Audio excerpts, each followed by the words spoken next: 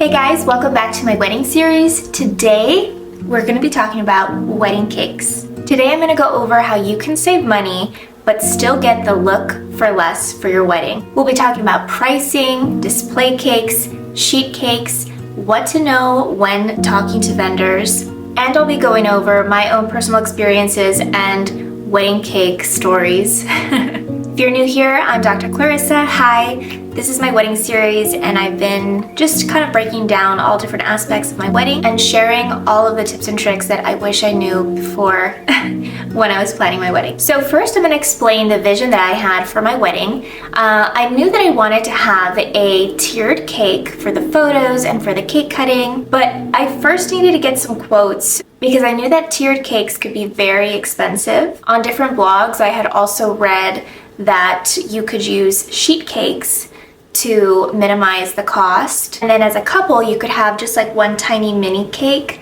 that you cut and serve to yourselves. So I was kind of going back and forth between, I had a few different routes that I wanted to explore, but I knew for sure that I did want to have some type of display cake or multi-tiered cake. So the first thing that I did is I reached out to different bakeries that were in the surrounding city of where I got married. I got married in Santa Barbara, so to be honest with you, it's kind of a smaller town and there weren't that many wedding cake vendors. But I definitely suggest looking in the general vicinity of where your venue is. So before you start planning this process, you definitely want to have your venue nailed down so that you know what's in the area. Some venues also come with wedding cake. Some of their preferred catering vendors will also include the cake in their catering, which is amazing. So save the cake searching for a little bit later until you figure out if your caterer is going to include it or if your venue is going to include it. For me, my caterer only included, actually, they didn't include anything. We had to pay for a cake cutting and plating and serving service. So my vendor was completely a la carte for catering, which I regret, but that's pretty much all that was available there since our venue did not have any preferred vendors and didn't work with a specific restaurant. So I looked on Google and I came across this bakery called The Little Things Bakery in Santa Barbara. They had really great reviews. So initially what I did is I sent them an email and I asked them what their pricing was for tiered cakes. And usually they give you a breakdown, 1 tier, 2 tier, 3 tiers, and the different pricing. They'll also tell you how many tiers are necessary to feed X amount of people. And I asked them what their pricing was for their sheet cakes. Now I have the email right here in front of me. I emailed them early August of 2021. So that is an entire, over a year, 13 months before my wedding that I reached out to this vendor. And the information that she gave me was that for the tiered cakes, it was $5 per serving, and they could go up in price depending on the flavors and the decorations that you wanted on the cake. So for a 5-tiered cake, which is comparable to the one I have right here, 5-tiered cake, which would be equivalent for 300 people, it was going to be $5 a serving, so it was going to be $1,500 for the cake, and if I wanted flowers or decoration on the cake, it was going to be an extra $250 for a total of $1,750 before tax for a 5-tiered cake. So it's almost $2,000 for a cake because we're not including delivery and transportation, which they also charge for. I had also asked for a quote for a smaller 3-tiered cake, and she said that that would feed 50 people and it would be $250, and I would have to decorate the cake myself. Then for the sheet cakes, if you wanted a full sheet cake, which could cut up to at least 96 slices, it was $165 per sheet of cake. Now, a sheet cake is the kind of cake that you see when you order it from Ralph's. It's a rectangle, it's flat, it's not super aesthetic, but it's really functional in the sense that you get more bang for your buck. And they're cheaper because they don't have to be decorated. They literally like whatever the cake mix and the frosting and the filling, and that's it. And then they slice them up and they serve them. So right away, because we were planning for 300 people, but then we had to cut down to 250 due to like venue regulations. We were planning on ordering enough cake for 250 guests. And I knew immediately that I was going to want to do the sheet cake option because I didn't want to spend $2,000 on a cake. That's kind of like unnecessary. And my caterer told me that cake is the #1 thing that they see wasted because not everybody eats cake. People are dancing, people don't like sweets. So she said, don't spend a crazy amount on your cake and don't order too much cake. Always under order by a little bit. So the next step with this bakery was going to be to schedule a tasting, and it was going to be a $100 non-refundable deposit to reserve my wedding date and reserve the time that they were going to be delivering the cake. Now, the $100 deposit does go towards the overall cost, you know, when you're ready to place your final order and pay. But you do have to pay up front because they only have the capacity to do, let's just say, 3 events per day. And if they're booked up that day, then you are SOL. So I paid the deposit right away. I finalized the tentative time slot that I wanted the delivery to happen, and we went ahead and scheduled our tasting. Our venue walkthrough was not until May of 2022, so almost an entire year from the time that I was being in contact with this woman. And we were not planning on making any trips to Santa Barbara in the meantime. Remember, it was kind of a mini destination wedding for us. So we said, well, we'll just get it done at the time. We'll go ahead and we'll choose the flavor and we'll do, kill 2 birds with 1 stone. While we're there, we'll do all of the vendor stuff. I probably would have gone and selected the flavor a little earlier had it been local, had my wedding been local, but it wasn't. So, for me, it didn't really make sense, and I didn't think it was going to be a big deal to finalize all of the cake details after. I thought that since I had already paid the deposit for the day of, that it was pretty much locked in. So I was thinking, okay, each full sheet is $165. So we'll get 2 full sheets for 200 people, and let's just say 50 people are the kids. They won't have the cake. So that's going to be like $400.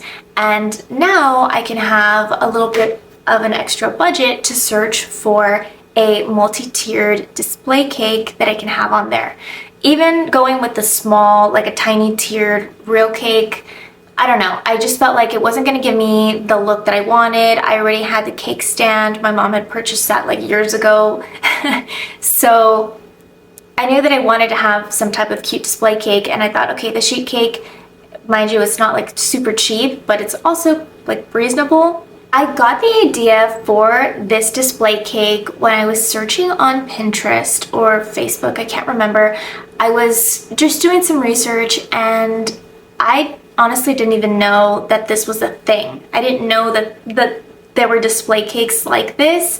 I thought that people just ordered like a mini tiered and then had the sheet cakes, but I didn't know that the actual cake could be fake. I remember looking at my mom and I was like, oh my god, everything can be fake. Like the flowers can be fake, the cake can be fake, the men's suits can be like rented. It's like, damn, they're really making moves with this wedding industry. So I ended up searching on Etsy, and of course I was able to find a vendor that made these display cakes. And this display cake is so it's foam on the inside and covered in a real layer of fondant. So it looks and it smells like a real cake. It smells really good. It smells like fondant. And she said that if you store it in a dry place, this thing is good for like over a year. The fondant almost turns into kind of like a really hard plaster. Like even if I dig my nail into it, there's no little crease that will form. So I really don't think that it's something that would spoil easily if it's kept away from heat and moisture. It can really last you a long time. And I liked that because I thought, okay, I can order this and I can have it ready to go. I'll have it in my house and I don't have to worry about shipping being delayed and then possibly not having a cake at the wedding. So when I originally messaged the seller on Etsy, I asked her, I said, my wedding's in Santa Barbara. How long before the wedding should I look into placing the order? What are the materials used for the cake? Is there fondant on top? She had said that They recommended 2 months in advance for the order, just because they have 20 orders placed for fall wedding cakes so far. So they're gonna be busy, and you wanted to make sure that they were gonna be able to accommodate you and get your cake here on time. She said the cakes are made of styrofoam dummies and then covered in fondant, so they look and smell like a real cake. Nobody would know the difference. I said, how long does a cake last? Does it have to be refrigerated due to the fondant? She said the faux cakes will last for years if stored in a climate control environment. They don't need to be refrigerated. So what I did was I sent her a picture of a cake that I had seen on Pinterest, and I said, could you recreate this? And I thought that she was going to be recreating it with the fondant flowers, which you can buy yourself, by the way, from Etsy as well. You could buy your own fondant flowers and glue them on yourself. But I thought I'll just have it all done at once. So I sent her an exact picture, and she quoted me $525 for this cake, including the decorations. And I sent her pictures of what I wanted the decor to look like. I wanted there to be gold on here. And when the cake was shipped, I will say this, it came in a really big box with a fragile sticker, keep this side up. It had all these little foamies on the inside to protect the cake from slipping and sliding. My fridge is making noise. And when it arrived, it was such a pain in the ass to unbox it. This was my fault. I should have just opened it and looked at it, but I didn't unbox it. We didn't unbox the cake until we got to the wedding venue the day before, and we were unloading. And I took the cake out, and the fondant flowers, the decorations that I had specifically requested, like, could you replicate this? Looked nothing like it. It looked like shit, I'm not gonna lie to you. The fondant flowers were really delicate, and they had cracked in some places. Some of them had fallen off, and there were some glue marks on there. It was pretty disappointing, especially since she said that she could recreate it. And had I known that, I would have just ordered a cake plain. And this is my recommendation to you: if you're gonna order a display cake, order it plain, no flowers, no decor, like the simplest cake.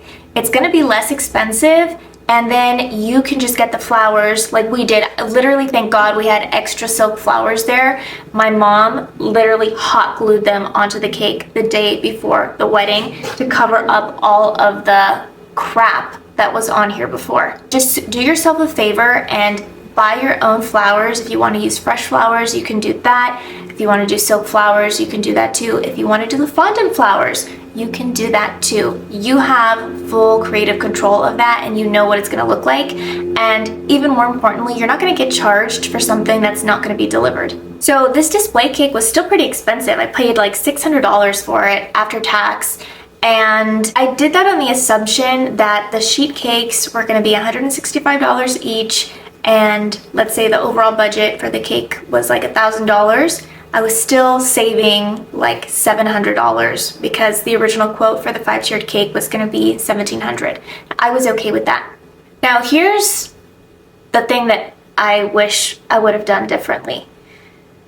Come July, this is 3 months before the wedding, or I guess 2 full months before the wedding, I thought, okay, let's actually place the final order for the cake. And what I had read in the wedding planning books was that a couple of months before the wedding, that's when you pay all of your vendors. You don't start paying your vendors right away. God forbid, like think of what happened with COVID, right? People had put deposits down, and some people did not ever get their money back because everything shut down. Some of those businesses, they went out of business. They couldn't afford to refund them. And the consensus is that your vendors should be paid off 2 weeks before the wedding. Other than that, it's just a deposit that you put to hold their business for that date, but you're not required to pay your vendors in full before. And I was under the impression that since I had already given the $100 non-refundable deposit, that everything was set with the original quote that she had given me. So I asked her to please send me the final invoice so I can go ahead and pay for my order. And she sends me an invoice of $515. And I was like, what the fuck? So I emailed her back and I said, hey, you quoted me $165 per sheet cake. I'll attach a screenshot of our messages for reference. Can you please send me an updated invoice with 2 cake sheets for $165 each and a delivery fee of $15 minus the $100 deposit? And she responded with, hi, the order was never finalized, and since then our prices have changed. Please revisit our website for our current prices. Now, there's 2 things about this. First off, I know that after COVID, inflation went crazy, wages, minimum wage rose, and the cost of goods and services just went through the roof. So just to operate a business, I understand that it was more for staff, it was more for, buying their baking materials and products. Maybe her rent went up. There's a lot of different things that could have happened that prompted her to raise her fees, as many restaurants did. So I'm not holding that against her, but what really upset me was that she had already quoted me a price, and never did she say, this quote is only valid for 30 days, or this quote is only valid for X, Y, and Z. All of the other vendors we worked with the catering, they did tell us, if you don't book by this date, we are raising our fees. And then we knew, okay, well, there's some pressure there to make the payment if we want to lock in this rate. She never mentioned that, and being a business owner myself, and even in the offices where I've worked as an associate, there is never a time that we quote somebody a price for, let's say, a crown or a veneer, and they come back within that same year and they ask us to honor that fee. There is usually never a time that we say, no, we will not honor that fee. The only time that's ever happened is when we've let the patient know our prices are going to be raised, or this is a promotional offer and it's only good for this amount of time. So if you don't, get this treatment done during the promotional period, we will not be honoring the discount. You let them know. You don't just raise your fees out of the blue without disclosing first. It's unprofessional, and I felt like my back was up against the wall. My wedding was in 2 months. I felt taken advantage of, honestly, because she knew I wasn't going to back out. I had so much other stuff going on, and I was really upset. It wasn't so much about the money, it was about the principle. But in addition to that, had I known that the sheet cakes were going to be practically double the price, maybe I would have changed my mind and gone with a different type of cake, or so many other things would have been on the table. So I did message her back and I said, is there any way you can honor the original quote in good faith? The order wasn't finalized because we were a year out from our wedding when we first contacted you, but we took the necessary steps to pay the deposit and schedule the cake testing a few months out from our date. At the time we paid the deposit to secure our date, you had mentioned that any minor details regarding quality/flavor of the cake could be changed up until a month out, and we were never told to prepay or that we would be subjected to a change of fees. We budgeted for our wedding cake based on the fees we were quoted. The new pricing that was placed on the invoice shows almost double the price for the same sheet cake. Is there any way you can work with us with regards to pricing? And she said, I can offer you a 10% discount, but that's pretty much it. So at that time I thought, okay, do I have a plan B? And I had known that Ralph sells sheet cakes, and I was, but it's hard because I'm not in Santa Barbara, I'm in LA, so I had to try to get a hold of the bakery department, and I was calling like 2-3 days in a row. The line kept ringing, nobody was picking up, and at that point I thought to myself, like, what if these people are not reliable? I just need to eat the cost, and at least I know that the cake is gonna taste good and it's going to arrive on time, and I'm not gonna have to deal with a flaky vendor, because not having cake, that could really ruin your event. Everybody knows there's wedding cake at a wedding. So I ended up just paying the deposit, and then of course on all her future emails, she was putting in bold, all quotes are only valid for 1 month. I'm like, you literally did not put that when we were first talking, but okay, whatever, it's over now. I feel like I still get heated thinking about it, but that's because it's not fucking fair. Like, you're so stressed out with everything going on. You have the weight of the world on your shoulders. My mom was diagnosed with breast cancer. Like, this was the last fucking thing, petty thing that I needed from you. Seriously. So when it comes time for you to order your wedding cake, you need to ask your vendor, how long is this quote good for? Do I need to pay right this second? Otherwise, you're gonna raise the fees. Does a deposit guarantee that the rates are locked in? Ask them all of these questions so you're informed before you go into it. Otherwise, people can try to take you for a ride. And honestly, this wedding industry, things have gotten to be a little out of hand with the pricing and the craziness. I don't know, just another thing we can blame COVID for. I do want to say that the cake was absolutely delicious. It was a lemon cake with a Bavarian cream filling, buttercream filling, and she also had a little bit of like a lemon jam on the inside, and it had lemon rind on top, so it was so good. It was very light lemon flavor, but at the same time, a little bit sweet, a little bit tart. Everybody gave us compliments on the cake, even Raj, who hates cake. He says he absolutely hates cake. He loved it, and I think he ate like more than 1 slice. So I will say that, do I recommend the vendor? Absolutely, the product was wonderful, but as a consumer, they are not on your side, so you just have to know going into it how to best protect yourself. And then when it comes to the display cake, just to recap, I think it's a fabulous idea. You can store it in your home and have it way before your event. It will give you the look for less. It made for gorgeous wedding photos, but I do recommend just getting a plain cake and doing the decor yourself, because it doesn't stay perfect in the delivery, and they will charge you extra for it, and you're gonna have to end up redoing it on your own. The last thing that I wanted to mention, if you do decide to use a display cake, is that you want to make sure you coordinate with your catering company and your wedding planner or day of coordinator planner to not start serving the actual slices of cake until they've taken the display cake away to the back. Otherwise, everybody's gonna know it's a display cake. So we had a number of mishaps that happened with our wedding planner. That is a story for another day because it's pretty lengthy. But the one thing I will say is that we ended up doing the cake cutting. Now this cake, when you order the display cake, it has the option of giving you a little cutout in the back or not having a little cutout in the back.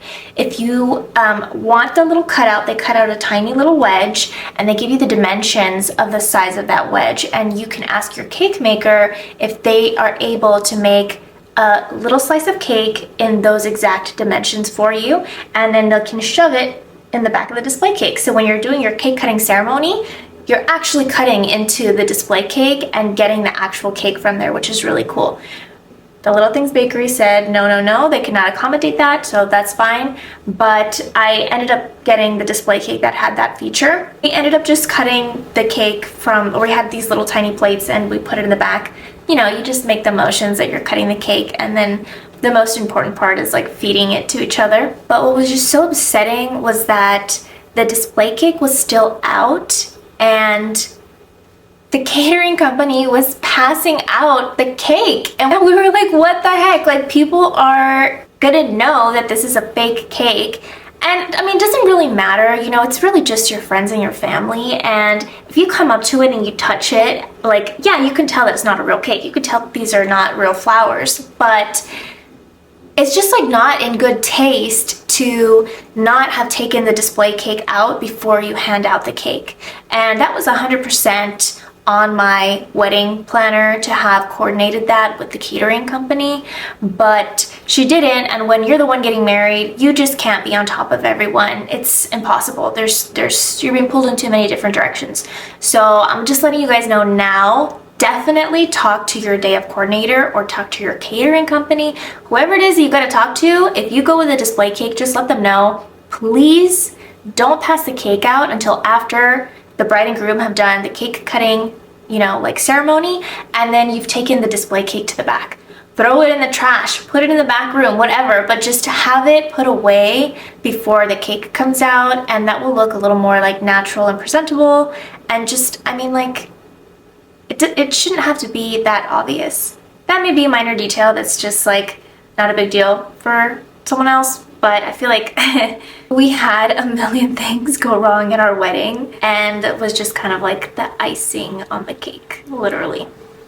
Anyway, okay, so sorry guys that I've been like ranting this whole time. I really didn't mean to make it like a negative video, but I just feel like sharing the struggles that I went through with this department for my own wedding is gonna help someone else out there from going through the same. And I know I'm not the only one who's ever been through stuff like this. Nothing's perfect. People do make mistakes. I'm not holding it against them. I think really I like hold it against myself, because I wish I would have done more research and been more prepared. And had I been, I could have had those conversations. I could have booked, you know, paid the deposit or whatever, paid for the cakes in full. If it was only a couple $100s, I could have done that months in advance or a year in advance if it would have saved me a headache later. Just information for you guys. Thanks again for watching, and I'll be back with the next video of the wedding series. We still have so much stuff to talk about. If you have any questions at all, please leave me a comment and I will be sure to get to it. I respond to all of my comments that are constructive, and I will also be linking the vendors in the description box, so if you're curious about that, then you can just check it out right there. Thanks, bye.